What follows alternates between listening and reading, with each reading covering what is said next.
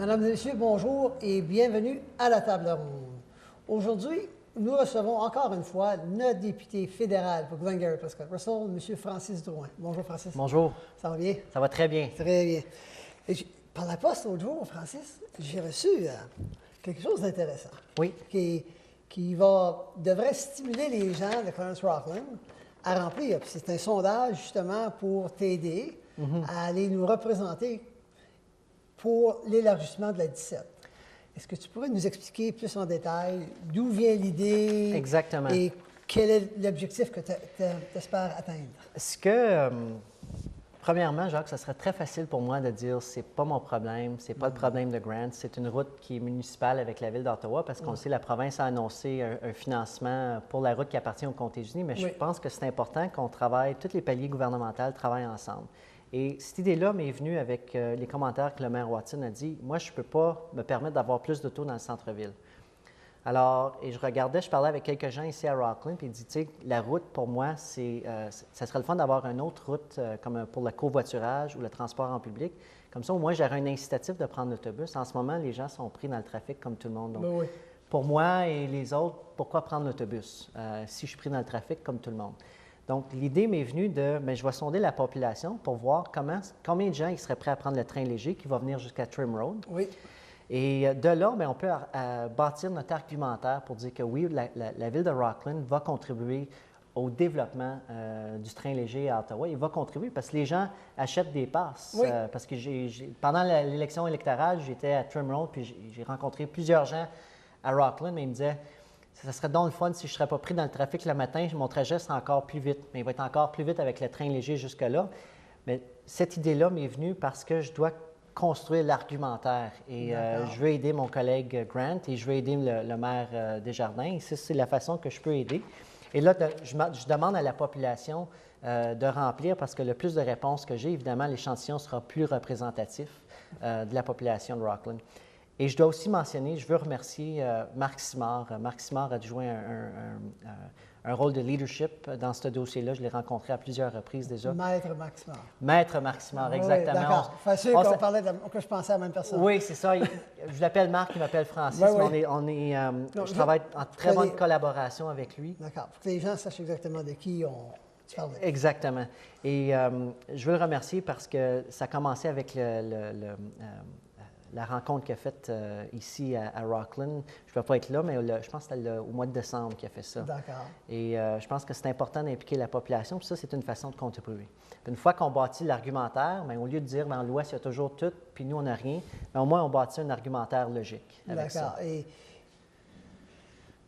Et on sait, l'élargissement de la route a nous a glissé entre les doigts pour différentes raisons au fil des années. Et c'est seulement qu'une correction, dans le fond, là. Je pense que je n'étais pas né encore quand il parlait de l'élargissement de la route 1774. Donc, je regardais des vieux, dans le journal, des vieilles articles, puis même M. Boudria en parlait en 1980. Donc, je n'étais pas né encore en 1980. Donc là, on essaie de, je pense, le bon temps... qui est jeune. On a beaucoup d'argent avec l'infrastructure maintenant, donc je pense que le timing, comme on dit, il est très bon. Il faut bien bâtir notre argumentaire. Argumentaire, puis il va y avoir des sous disponibles, donc il faut en profiter. Exactement. Parfait. Donc, merci. On met ce sujet-là de côté. C'est ça. Et remplissez-le, mesdames et messieurs, parce que c'est à notre avantage, à tous, de procéder à remplir ce sondage. Donc, à vous, la balle est dans votre camp. Ceci dit, on va en profiter parce que ça fait comme 1 an et demi que tu es à Ottawa. Et c'est une nouvelle vie, puis tu as vécu différentes expériences. Et j'aimerais que, pour la population, qu'on sache ce que notre représentant à Ottawa il fait pour le gouvernement et, par conséquence, pour la population. Le premier 6 mois, c'est comme partir une entreprise. J'ai dû engager des gens. Et ça, c'était une expérience par soi-même. Après ça, mon travail que je fais à Ottawa, je siège sur 2 comités. Je siège sur le comité d'agriculture, qui est très, très important pour notre région aussi, et le comité permanent sur les opérations gouvernementales. Donc, tous les problèmes de Phoenix, malheureusement, j'en ai entendu parler. Je sais pas Largement. largement. Puis même dans mon comté, nos bureaux de comté ont aidé les personnes justement qui ont été affectées par ça à naviguer le système qui est défectueux. Mais je pense qu'on s'en vient dans la bonne direction. Mais ça, c'est mon travail quotidien. Ce que je fais à Ottawa, je pense toujours comment est-ce que ça va aider les gens chez nous. D'accord. Mais je mets aussi mon chapeau au niveau national parce qu'il y a les questions internationales, faut mettre le chapeau du Canada. On ne peut pas juste mettre notre petit chapeau de... De Glengarry Prescott Russell. C'est ça, exactement. Il faut penser à l'impact au niveau national. OK. Ce comité-là, est-ce qu'il... C'est un des comités qui se penche sur justement le plan que le gouvernement a mis de l'avant pour que les députés vous siégez seulement du lundi au jeudi. Est-ce que ça fait partie de ces responsabilités-là ou ça, c'est à part? Ça, c'est à part. Par contre, pour la première fois dans l'histoire du Canada, le premier ministre, cette semaine, a répondu à la période de questions au complet, 45 minutes. Il y a eu 42 questions. Donc, un premier ministre, normalement, va répondre à 9 à 12 questions par jour s'il est en chambre. Donc là, il en a répondu 42, ça fait plus... Donc, quand j'entends certains gens dire « il va être moins redevable », aux contribuables, mais pas nécessairement. Non, parce que le rôle d'un député, c'est pas seulement qu'à la Chambre des communes que ça se passe. Non, exactement. Il y a des comités. Deux, dans ton cas à toi, je suis convaincu que tu te promènes aux Comtés-Unis, puis dans chacune des 8 ou 9 municipalités qu'on a juste dans Prescott Russell, puis plus Glengarry. Oui. J'imagine que tu as tout ça à faire, là. Oui, puis la question du vendredi, moi, c'est pas un enjeu pour moi. Moi, je suis très près d'Ottawa, mais la question du vendredi, en ce moment, la Chambre ouvre à 10 h et ferme à 2h30 en temps normal. D'accord. Il n'y a pas de comité permanent, donc on n'a pas de travaux de comité le vendredi. Et par les règles de la Chambre, il n'est pas supposé d'avoir de vote. Donc, ce que nous, on a dit, mais c'est soit qu'on fait du vendredi une pleine journée, ou qu'on élimine le vendredi et on prend le rattrapage qui manque de 10 à 2h30 et on le met le lundi, mardi, mercredi, jeudi. Okay. Donc, lundi, on commence à 11h normalement, la Chambre, donc commencer à 9h au lieu de 11h. Ça, c'est des propositions qu'on a. D'accord. Ce matin, je suivais ce qui se passait à la télévision, vu les 59 missiles Tomahawk que les Américains, que M. Trump a ordonné qui attaquent justement la Syrie hier. Puis le premier ministre, ce matin, devait être en Nouvelle-Écosse et s'est envenu à Ottawa pour justement la période de questions. Puis là, je me suis dit, il va y avoir plein de monde. Oui. Mais il y avait plus que la moitié des bancs qui étaient libres. Les gens étaient déjà partis. Oui, puis ça, c'est l'autre réalité. Moi, je prends souvent des vendredis. Normalement, un député, on a 6 vendredis par session. Moi, j'en prends souvent pour les autres. J'ai un collègue du Yukon, par exemple, lui, ça lui prend quasiment au-dessus de 12 heures se rendre au Yukon. Donc, par le temps qu'il part le jeudi soir, il arrive là, il reste 24 heures, il revient le dimanche. Donc, je comprends. Pour lui, je comprends ça.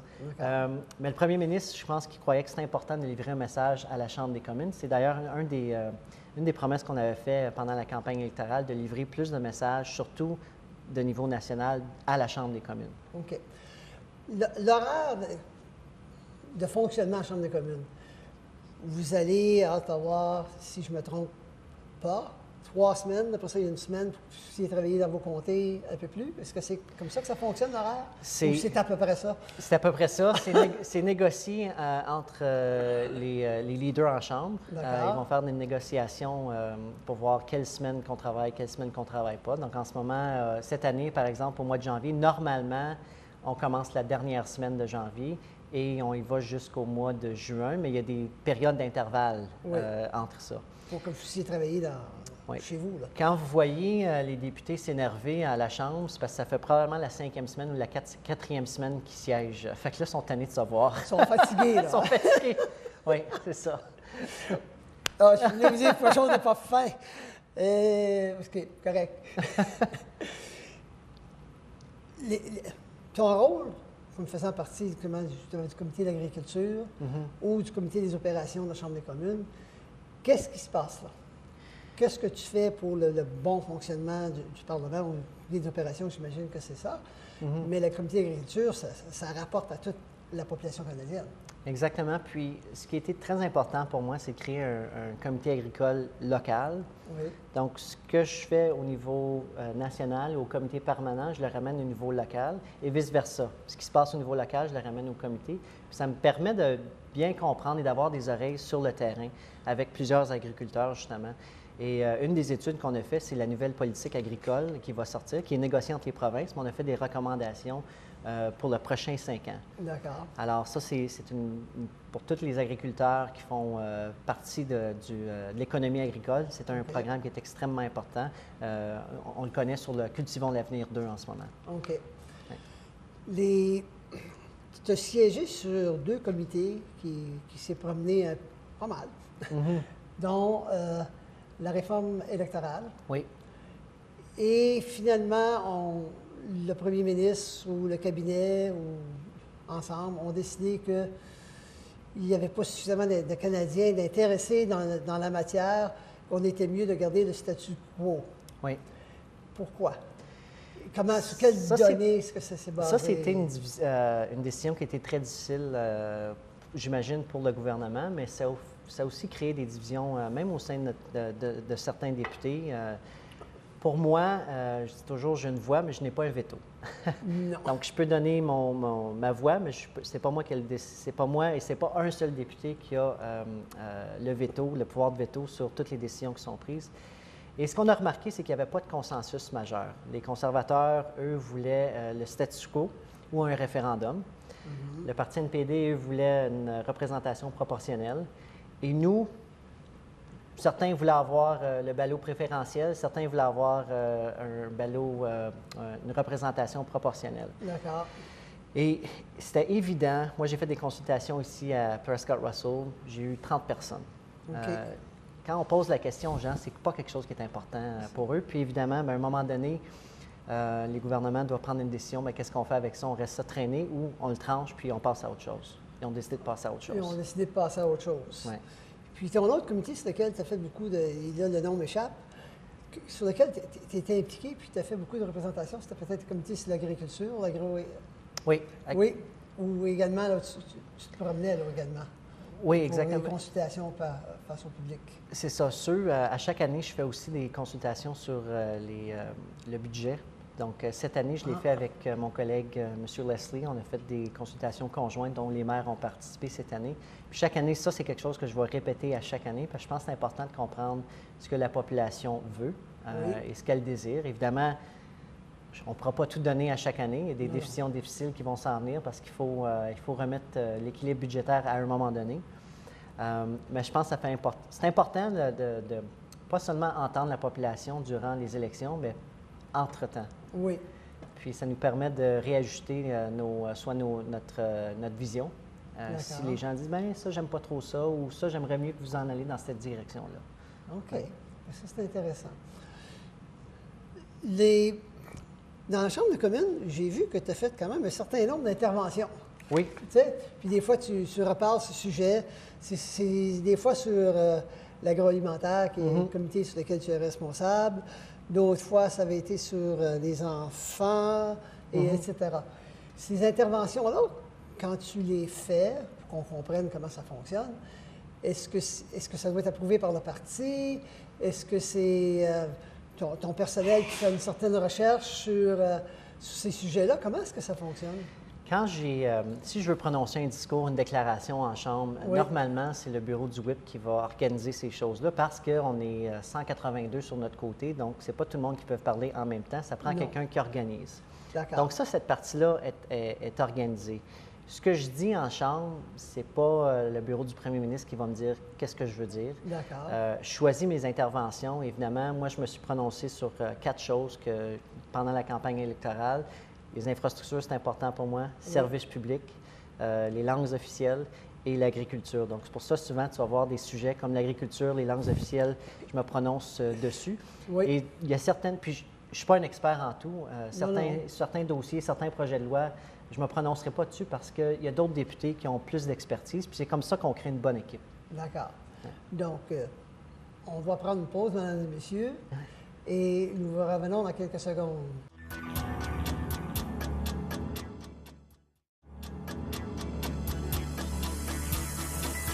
Merci d'être demeurés avec nous, mesdames et messieurs. Nous continuons notre discussion avec notre député fédéral pour Glengarry-Prescott-Russell, M. Francis Drouin. Francis, le gouvernement a avancé plusieurs projets de loi, mais il y en a un qu'on entend parler beaucoup, mais le projet de loi n'a pas été tablé encore. Et moi, je pensais que ça devait se faire au début du mois d'avril. C'était la dernière annonce que j'ai entendue. Et c'est la légalisation ou la décriminalisation de la marijuana. Est-ce que tu sais lequel des deux va être présenté? Et quel est l'échéancier, là? On parle on parle pas de décriminalisation parce que ce qu'on réalise, c'est que décriminaliser, ça ne fixera pas le problème et ça n'enlèvera pas l'argent des criminels. Alors, nous, on veut réglementer et légaliser. Et la raison, c'est parce qu'en ce moment, c'est plus facile pour un enfant ou un adolescent de se procurer de la marijuana dans une cour d'école ou en quelque part d'autre que d'aller acheter de l'alcool. Et c'est ça le problème primordial qu'on veut arranger. D'accord. Donc, on parle d'une réglementation et une légalisation. Et ce qu'on a fait la dernière année, mon collègue Bill Blair s'est promené partout au Canada, il le fait encore en ce moment, et Mme McLaughlin qui a fait un rapport sur comment faire une légalisation et qu'est-ce qu'on devrait considérer pour légaliser. OK. Ça a été fait. Là, maintenant, ce qui se passe en ce moment, c'est que les législateurs, donc le département de la justice, est en train de rédiger un projet de loi. Ça sera présenté, on a donné l'échéancier par le 1er juillet 2018, mais ça ne veut pas dire que le projet de loi va être présenté le 1er juillet 2018. Évidemment, ça va prendre un peu... C'est ça. Fait que j'imagine ça va être soit ce printemps ici ou peut-être au mois de septembre. Fait que je ne suis pas certain, dépendamment de Ça, c'est négocié aussi avec le leader en chambre parce que ça prend la place pour que le projet de loi puisse être débattu. D'accord. Et c'est dans cet esprit-là qu'on veut l'amener. OK. Puis là, ce qui annonçait dans les médias dernièrement, c'est que le gouvernement fédéral était pour contrôler la qualité, qu'il pouvait en faire à grande échelle, mais que la distribution, ça va être fait par les provinces. Et c'est laisser aux provinces le libre choix de quel véhicule ils veulent utiliser pour la distribution. Exactement. Par exemple, en Ontario, est-ce que ça va être le LCBO ou est-ce que ça va être donné aux dépanneurs? Ça, je ne le sais pas. Ça va être négocié avec les provinces. Nous, ce qu'il faut changer, c'est le code criminel, mettre des maximums ou mettre un minimum sur comment on va le produire. Est-ce que ça va être... Parce qu'il y a plusieurs entreprises ici au Canada, comme Tweed, par exemple, qui œuvrent déjà dans le domaine médical. Oui. Est-ce que nos agriculteurs vont avoir accès? Il y en a certains qui vont déjà pousser du tabac. Oui. Est-ce qu'on va laisser ça? Est-ce qu'ils sont capables de contrôler le contrôle de la qualité? Est-ce que ça peut être fait dans les champs ou ça doit être fait à l'intérieur? Moi, je ne suis pas assez expert pour ça. Ça, je vais laisser cette question-là. Ça va être répondu, par exemple, au comité. Fait que ça ne tombera pas sous l'agriculture, ça va? Bien, on pourrait regarder ça sur le côté de l'agriculture, mais il faudrait que je m'informe. En ce moment, le projet de loi, je pense qu'il va passer au comité permanent de la justice. D'accord. Parce que on veut vraiment, c'est le code criminel qu'il faut faire affaire avec. Il faut amender, etc. Exactement. Là, plusieurs médias, et surtout ceux de la droite, et j'avoue que je ne suis pas souvent d'accord avec eux, mais là, je suis un peu. Ils disent que la date d'entrée en vigueur du projet de loi, qui est la date cible, évidemment, ce serait le 1er juillet, justement, 2018, la journée de la fête du Canada. Oui. Pourquoi est-ce qu'on veut légaliser ça, la journée de la fête du Canada? Moi, c'est juste ça qui... Je suis d'accord avec eux autres que je trouve que... Il me semble que la fête du Canada, ça devrait être gardé clean, propre.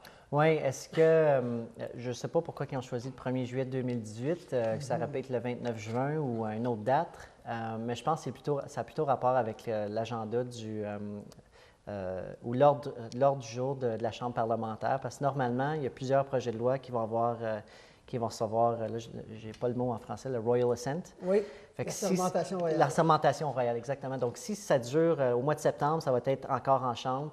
Là, il faut passer à travers de la première, deuxième, troisième lecture. Oui. Après ça, il faut que ça aille au Sénat. Puis le Sénat, normalement, reste en Chambre plus longtemps que nous parce que souvent, nous, on passe des projets de loi vers la fin, au mois de juin. D'accord. Et après ça, le Sénat reste soit une semaine ou 2 semaines. Est-ce que ça a rapport avec ça? Je ne le sais pas. Mais par le 1er juillet 2018, est-ce que il va y avoir une distribution partout au Canada? Absolument pas. Non, non. Ça va être légalisé, ça va être réglementé. Après ça, les provinces vont devoir décider comment, Oui, parce comment que faire. le Sénat peut retourner certaines questions à la Chambre des communes aussi, là, Exactement. comme on a vu dans certains projets de loi. Exactement. Et donc, Puis sur c'est cette pour ça que j'ai appelé ça une date cible. bien, c'est une date cible. Ça peut être fait avant. là. C'est juste une date cible plutôt une date butoir que ça va être fait par ce temps-là. C'est pas nous qui contrôlons le Sénat. Non, non, C'est pas le premier ministre non plus. j'ai réalisé ça. Ouais.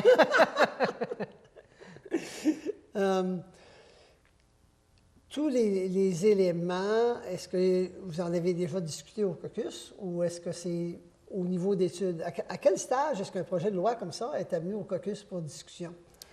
Il n'y a jamais aucun projet de loi qui est amené au caucus avant que ce soit présenté au Parlement. Ah, non, OK. Il va y avoir des grandes idées qui vont être amenées, mais par respect pour le Parlement. Et c'est toujours amené au Parlement. Il va y avoir une première lecture faite au Parlement. Après ça, on peut en discuter au caucus après de certaines réglementations, certaines articles de la loi, si on n'est pas d'accord avec au caucus. Mais jamais la ministre de la Justice va nous donner un projet de loi avant. Elle va peut-être nous dire il va y avoir une annonce à un moment donné, mais jamais la date exacte par respect pour le Parlement. D'accord. Ouais. Je ne suis pas de mal, je pensais que ça fonctionnait. Fait que je suis content qu'on ait discuté de ça. Oui, Oui, oui, oui. oui. Parce que je pense que c'est important. Le protocole et toutes ces choses-là, c'est important dans un système démocratique. Puis, il faut faire aussi référence à l'expertise du département de la justice. Moi, je ne suis certainement pas placé pour écrire des lois. Il y a peut-être certaines personnes dans mon caucus qui ont une expertise, qui sont des avocats. Des avocats, mais ça veut encore là, rédiger une loi et être avocat, c'est deux choses différentes. Oui. Ce n'est pas la même chose. Non, non, parce qu'il y a plusieurs des points et des virgules qui Exactement. doivent être à bonne place, etc. Exactement. Présentement, on voit plusieurs personnes qui arrivent des États-Unis à tous les jours, que ce soit au Nouveau-Brunswick, au Québec, au Manitoba et probablement à d'autres endroits qu'on entend moins parler. Et ces gens-là se disent des réfugiés. Ils arrivent des États-Unis, ils sont là pour la plupart, à ma connaissance, comme des résidents. Et les États-Unis ne vont pas persécuter des gens à moins qu'ils commettent des actes criminels ou des choses semblables. C'est pas un pays du tiers-monde, les États-Unis. Non, exactement. Donc, comme Canadien, j'ai de la difficulté à accepter, à comprendre, à accepter jusqu'à un certain point, de voir ces gens-là traverser les lignes en me questionnant à savoir est-ce qu'ils sont vraiment des réfugiés, puis pourquoi est-ce qu'ils ne suivent pas le chemin normal que ça prend pour devenir un immigrant ici au Canada?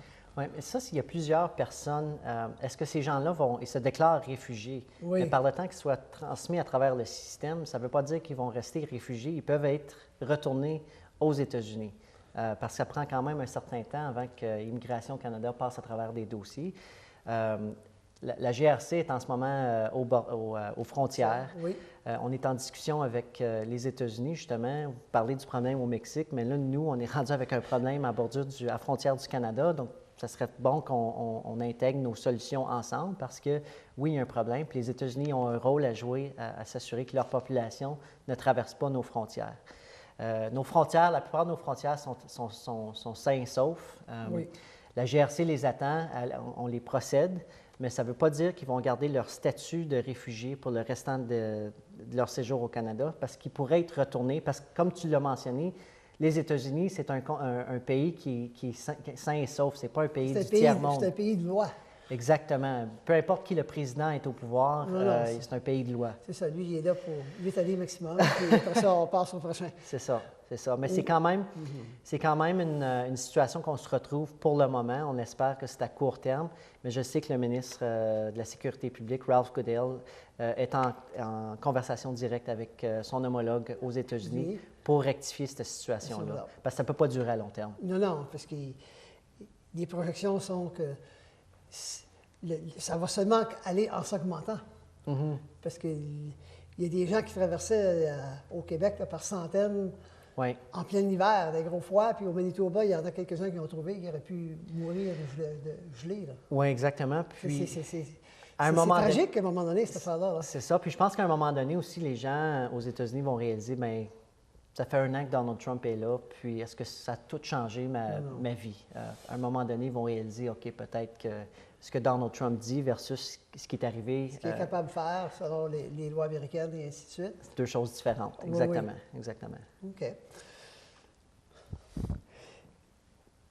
Il y a eu d'autres projets de loi qui sont entrés l'année passée, dans la première année, qui ont eu un impact, comme on est allé chercher le 1 pour les personnes les plus nantis au Canada.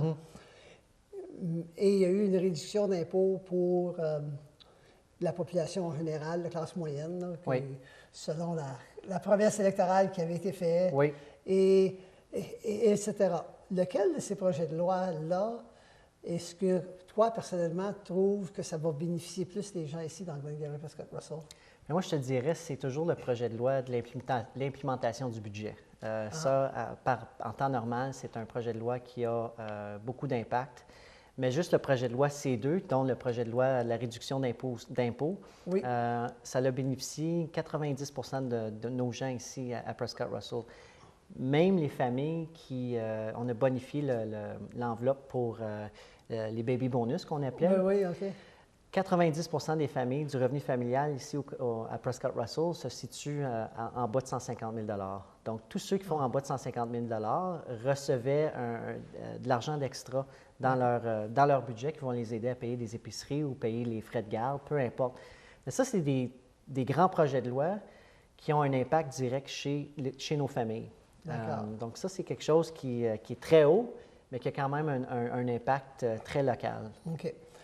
Dans le budget, là, je sais qu'on a. C'est la fois qu'on a. Peut-être j'aurais dû discuter de ça.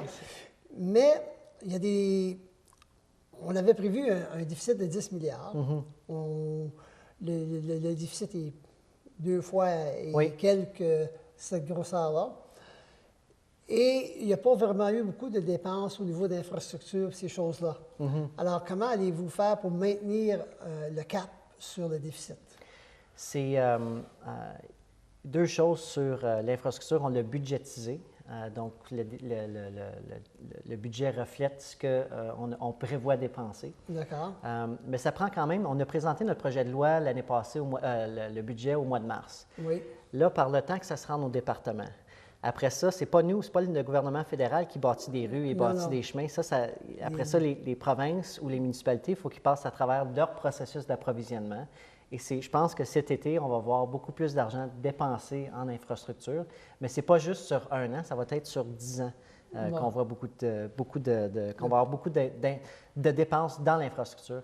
Et sur ça, on aurait pu faire le choix de dire, vous savez, on a promis 10 milliards, on va rester à 10 milliards. Mais là, il aurait fallu dire non à quelque chose. Et moi, je dis toujours, on parle toujours du déficit budgétaire, mais il faut parler du déficit d'infrastructure aussi. Parce que, Jacques, tu peux équilibrer ton budget chez toi, mais si ton toit coule et tes pipelines sont toutes brisées, tu vas avoir de grandes dépenses plus tard. Si ça coule et ça vient abîmer mes appareils ménagers, il n'y a pas d'économie. Exactement. On ne reste pas grand temps, mais j'aimerais ça qu'on parle des pipelines. Oui. OK? Parce que là, ça faisait partie. M. Trudeau, il dit oui, il faut la sortir, notre pétrole. Et dans l'Est, on importe encore du pétrole des pays arabes, alors qu'on en a chez nous en Alberta. Oui. Où en sommes-nous? En ce moment, sur Énergie-Est, en ce moment, ils passent à travers du processus d'évaluation environnementale. Donc, le projet n'est pas complété en ce moment. OK, il n'est pas arrêté. C'est pas arrêté, ça va continuer encore dans le nouveau processus d'évaluation environnementale parce que ce qu'on veut s'assurer, c'est que les communautés soient embarquées, incluant les Premières Nations. On a déjà approuvé 3 pipelines en ce moment dans un genre de nouveau processus parce qu'ils avaient déjà passé à travers d'une certaine évaluation environnementale et on a dit non aussi à certains. Ceux qui sont dans le nord de la côte de Colombie-Britannique, on a dit non à une. Puis la façon qu'on fait, c'est ce qu'on dit aux gens, c'est que demain matin, on ne peut pas fermer les sables bitumineux, c'est impossible. Non. Tout le monde, moi je suis venu ici en auto, je consomme du gaz. Toi, tu as une auto, tu consommes du gaz encore. Ce n'est pas tout le monde qui a accès à une Tesla encore. Non. Éventuellement, oui, mais c'est dans 20, 30 ans encore. C'est ça. Est-ce que tu veux donner juste une adresse où les gens peuvent te rejoindre s'ils ont besoin de te parler? Oui, puis je veux que vous soyez en contact avec mon bureau à Rockland. Si vous ne savez pas, c'est au 1468 rue Laurier, au 2e étage. Et mon adjointe, c'est Lynn Martineau. Et vous pouvez la rejoindre au 613-446-6310. Et ça va me faire plaisir de vous rencontrer si jamais vous avez un problème. Donc, sur ce, mesdames et messieurs, je vous dis merci d'avoir été là avec nous et je vous dis à la prochaine.